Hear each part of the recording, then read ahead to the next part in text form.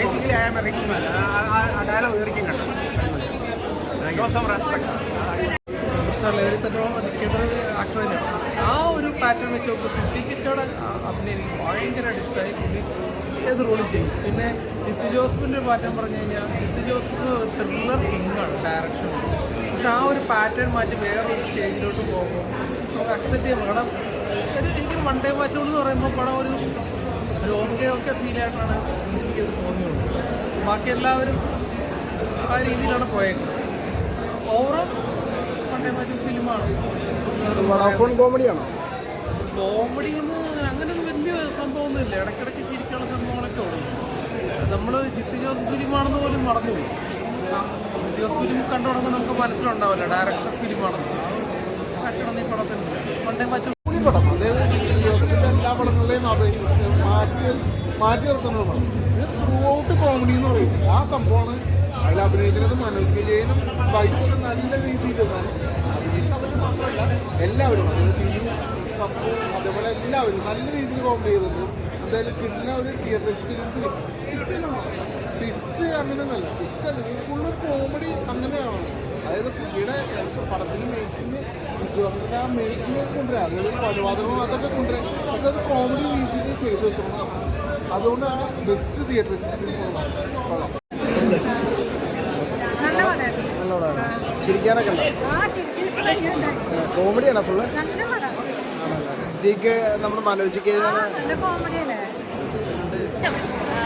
ഇപ്പം അടുത്ത് കുറേ പടങ്ങളുണ്ട് ഇറങ്ങുന്നുണ്ട്. അപ്പോൾ അതിൽ തമാശയുള്ളൊരു പടമാണ്. അപ്പോൾ എല്ലാവരും ഫാമിലി ആയിട്ട് പോയി കാണുക, സപ്പോർട്ട് ചെയ്യുക.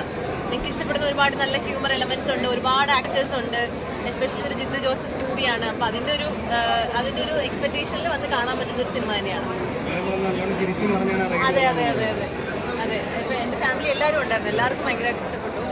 പൊതുവെ അവർക്ക് ഈ പറഞ്ഞ പോലെ നോർമൽ കോമഡീസ് ഒന്നും അങ്ങനെ അധികം വർക്കാവുന്നതല്ല. പക്ഷെ എല്ലാവരും ഭയങ്കരമായിട്ട് ചിരിച്ചു, ഇഷ്ടപ്പെട്ടെന്ന് അറിഞ്ഞാൽ സന്തോഷം. റോഷാക്കിന് ശേഷം ഒരു കോമഡി ട്രാക്കാണല്ലോ ഗ്രേസ് അധികം കാണുന്നത്. എങ്ങനെ? റോഷാക്കിന് ശേഷം ഒരു കോമഡി ട്രാക്കിലാണ് ഗ്രേസിനെ അധികം കാണുന്നതല്ലേ. നല്ല കോമഡി പടങ്ങൾ വരുന്നതുകൊണ്ടാണ് അങ്ങനെ ചെയ്യാൻ പറ്റുന്നത്. കോമഡിയാണോ ചെയ്യാൻ കൂടുതൽ ബുദ്ധിമുട്ടുള്ള അങ്ങനെ പറഞ്ഞു കേട്ടിട്ടുണ്ട്. ഹ്യൂമർ ചെയ്യുന്നത് കുറച്ച് ഡിഫിക്കൽട്ടാണ്. കുറച്ചുകൂടെ എഫേർട്ട് കൂടുതലിട്ടാണ് നമ്മൾ ചെയ്യുന്നത്. പിന്നെ അതിൻ്റെ ഒരു സ്ക്രിപ്റ്റ് ലൈൻ ഭയങ്കര ഈസി ആണെന്നുണ്ടെങ്കിൽ ഇപ്പം കൃഷ്ണകുമാരേട്ടനാണ് സ്ക്രിപ്റ്റ് ചെയ്തിരിക്കുന്നത്. അപ്പം നമുക്ക് നമ്മുടെ കുറച്ച് ഇൻപുട്സ് മാത്രം കൊടുത്താൽ മതി. ബാക്കി അത്രയും എന്താ പറയുക ക്രാഫ്റ്റഡ് ആയിട്ട് നല്ല സൂപ്പറായിട്ടാണ് സ്ക്രിപ്റ്റ് എല്ലാം എഴുതിയിട്ടുള്ളത്. അപ്പം നമുക്ക് ജസ്റ്റ് നമ്മൾ ചെന്നിട്ട് ജസ്റ്റ് ഒന്ന് നമ്മുടെ ചെറിയ ചെറിയ പൊടിക്കൈ മാത്രം ഇട്ടാൽ മതി. ബാക്കിയെല്ലാം ആ സ്ക്രിപ്റ്റിലുണ്ട്. അത്രയും ഗംഭീരമായിട്ടാണ് സ്ക്രിപ്റ്റ് എഴുതിയിട്ടുള്ളത്. അപ്പോഴൊക്കെ കോമഡിയിൽ ആക്ച്വലി പ്രത്യേകിച്ചൊന്നും പറയേണ്ട ആവശ്യമില്ലാത്തവർക്ക്. അപ്പോൾ അവിടെ ഇപ്പോൾ പിടിച്ചു വെക്കാൻ പാടുപെട്ടായിരുന്നു. ഇല്ല, ഞങ്ങൾ ആക്ച്വലി എല്ലാവരും ഭയങ്കര അങ്ങോട്ടും ഇങ്ങോട്ടും കൊണ്ടും കൊടുത്തും തന്നെയാണ് ഇത് ചെയ്തിട്ടുള്ളത്. ഒരാളുടെ ഞാൻ എപ്പോഴും പറയാറുണ്ട്, ഹ്യൂമർ ചെയ്യുമ്പോൾ നമുക്ക് ഒറ്റയ്ക്ക് നിന്ന് സ്കോർ ചെയ്യാൻ പറ്റില്ല. കൂടെ നിൽക്കുന്ന ആളും കൂടെ നമ്മളെ സപ്പോർട്ട് ചെയ്ത് അതിൻ്റെ ഒരു റിയാക്ഷനിലാണ് പലപ്പോഴും തമാശകളൊക്കെ വരുന്നത്. അപ്പോൾ ബേസിലാണെങ്കിലും വൈചേട്ടനാണെങ്കിലും അജുചേട്ടനാണെങ്കിലും ഇവരുടെ എല്ലാം ഇത്രയും നാളത്തെ ഒരു എക്സ്പീരിയൻസ് ഉണ്ട്. പിന്നെ അതുപോലെ തന്നെ നമുക്ക് കമ്മ്യൂണിക്കേറ്റ് ചെയ്യാൻ ഭയങ്കര എളുപ്പമാണ്. ഞാൻ ഈ തമാശ പറയുമ്പോൾ നിങ്ങൾ ഈ റിയാക്ഷൻ ഇടുമോ എന്നൊക്കെ ചോദിക്കാൻ നമുക്ക് ഭയങ്കര ഫ്രീഡം ഉള്ള ഒരു ആൾക്കാരാണ് കൂടെ ഉള്ളത്. അപ്പോൾ തന്നെ പകുതി നമുക്ക് എഫേർട്ട് കുറവാണ് തമാശ ചെയ്യാനായിട്ട്. അപ്പോൾ അങ്ങനെയൊക്കെ വർക്കൗട്ട് ആയിട്ടുള്ള ഒരുപാട് ഹ്യൂമർ ഇതിനകത്തുണ്ട്. അതിനുള്ളൊരു സ്പേസ് ഡയറക്ടറും റൈറ്ററും നമുക്ക് തന്നു എന്നുള്ളതാണ് ഇതിനകത്ത് പറയുന്നത്.